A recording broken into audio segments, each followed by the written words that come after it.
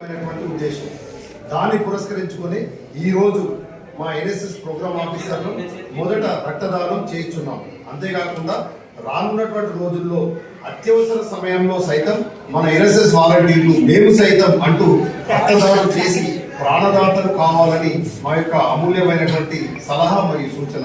అంతేకాకుండా ఉరకలెత్తేటువంటి యువకుల్లో రక్తం 5 లీటర్ల రక్తం ఉంటుంది కాబట్టి 300 ml రక్తం ఇవ్వడం చాలా మంచిది.